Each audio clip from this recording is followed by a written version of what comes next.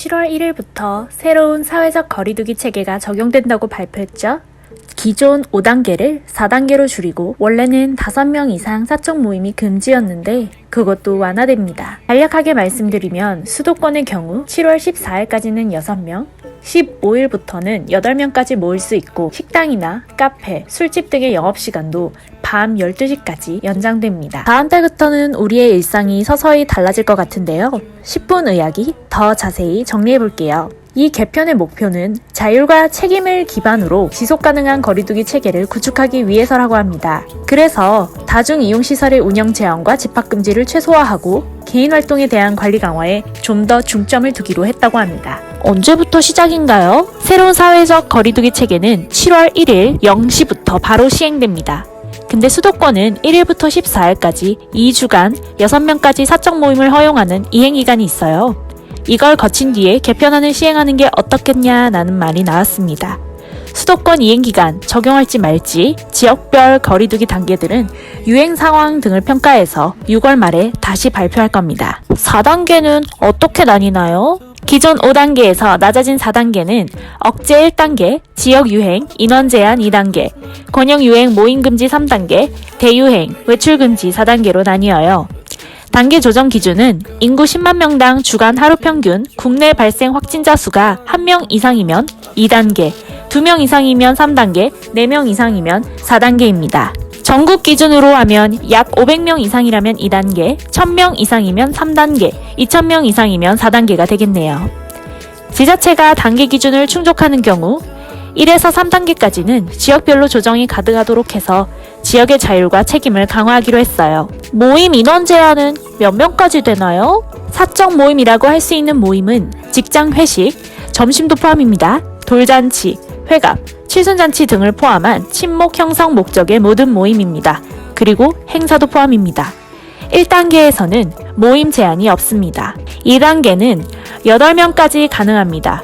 9인 이상은 금지입니다. 이때 직계가족 모임은 예외로 보고 돌잔치의 경우 최대 16명까지 허용하기로 하였습니다. 3단계는 4명 모임까지 허용하고 직계가족 모임과 돌잔치 등의 예외도 인정하지 않습니다. 4단계는 귀가 후 외출하지 않도록 오후 6시 이전에는 4명, 6시 이후로는 2명까지 모임만 허용합니다.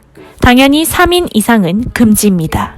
백신 접종한 사람은 어떻게 되나요? 백신 접종 완료자는 모임, 행사, 집회 인원 제한에서 제외된다는 것이 이번 포인트입니다. 향후 예방접종 진행 상황이랑 유행 상황 등을 고려해서 접종 완료자를 대상으로 행사 개최 시에 좌석 띄우기, 스탠딩 공연 금지 해제 등의 방안까지도 검토할 거라고 합니다. 행사는 1단계 500명 이상 시 지방자치단체 사전 신고 시에만 허용이 되고요.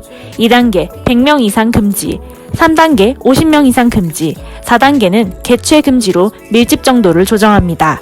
집회, 시위 또한 1단계 500명, 2단계 100명, 3단계 50명 이상은 금지입니다. 4단계는 1인 시위만 허용됩니다. 많은 분들이 관심을 가지실 음악 공연을 포함한 대규모 콘서트, 지정 좌석제를 운영하고 인원은 2, 4단계 때만 최대 5,000명까지 허용하기로 했다고 합니다. 다중이용시설이란 뭔가요?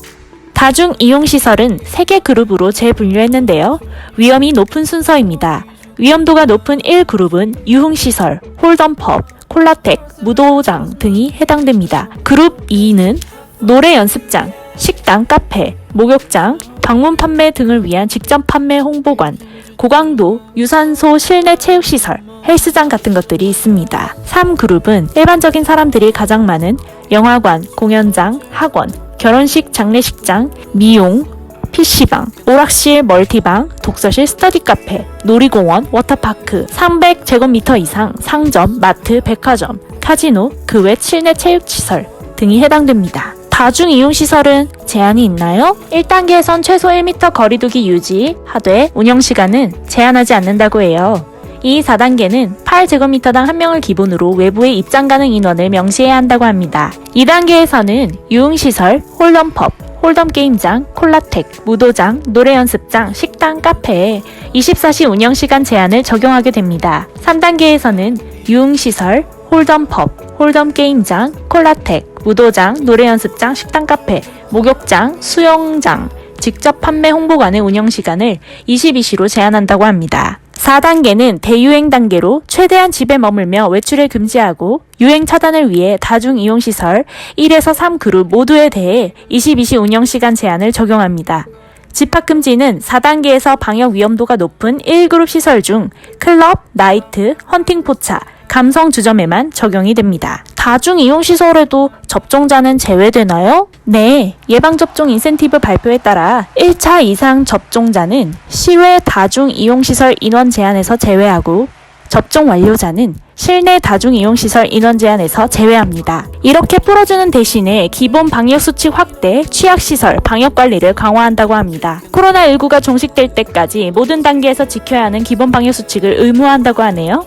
방역수칙 안내, 출입자 증상 확인, 출입자 명부 작성, 마스크 착용, 손 씻기 등등 10개 필수 방역수칙에 더해서 시설별 특징을 반영한 추가 수칙도 마련해서 방역관리를 강화할 것이라고 합니다. 이렇게 개인뿐만 아니라 방역 취약시설에 대해서도 방역관리를 강화합니다. 종교활동은 1단계 50%, 2단계 30%, 3단계 20%, 4단계 비대면이 됩니다. 종교시설은 2단계부터 모임, 행사, 식사, 숙박을 금지하되 2단계, 3단계 실외행사를 예외적으로 허용하기로 했습니다. 단 식사, 숙박 금지, 큰 소리로 함께 노래 금지 등 방역수칙을 준수해야 합니다. 요양병원, 요양시설은 PCR 선제검사 및 지속적인 점검, 관리를 실시, 교정시설의 경우 신규 입소자 대상 신속 항원 검사를 실시하고 종사자 및 수용동 청소 인력 등에 대해 2주 1회 정기적 PCR 검사를 실시해야 합니다. 앞에서 말씀드린 이 모든 방역수칙을 위반하고 확진이 된다면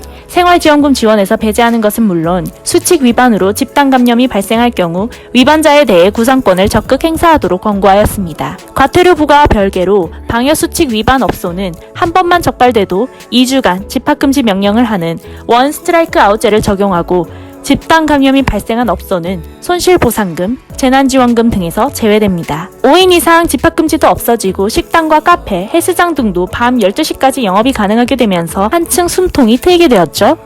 여러분, 여기서 이렇게 완화되었다고 종식에 성큼 다가섰다고 생각하시면 안 됩니다. 델타 변이 바이러스라고 들어보셨나요? 이번에 인도에서 처음 발견된 변이 바이러스입니다.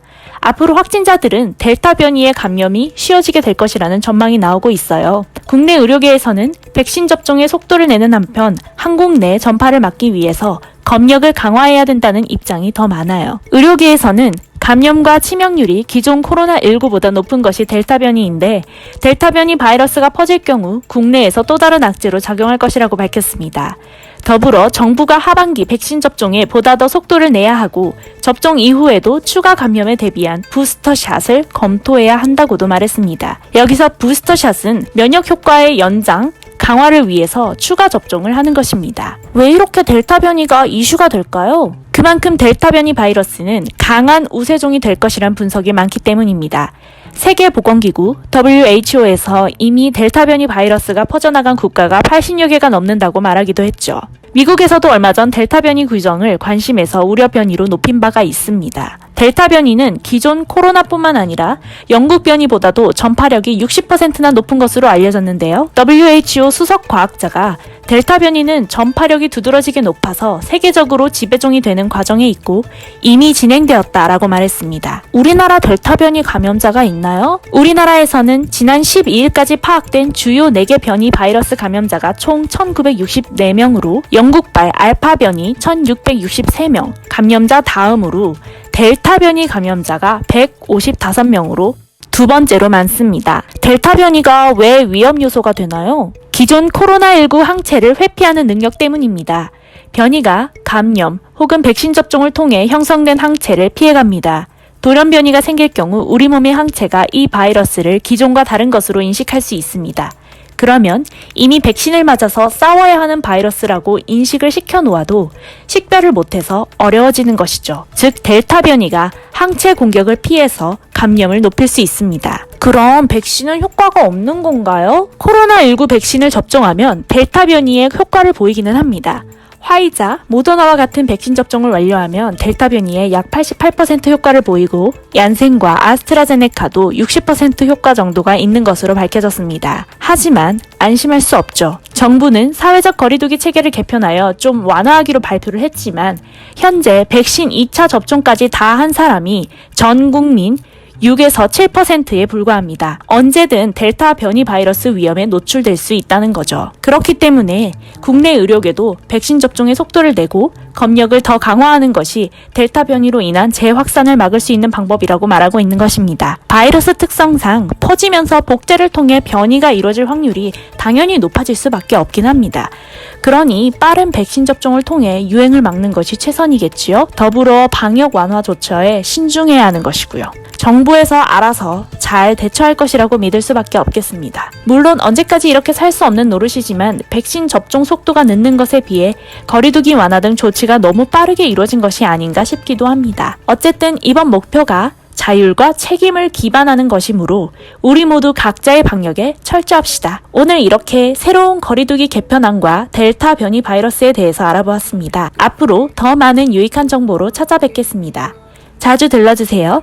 감사합니다. 망할 바이러스 때문에 밖에 나가지도 못한 채로 주말마다 집콕할 뿐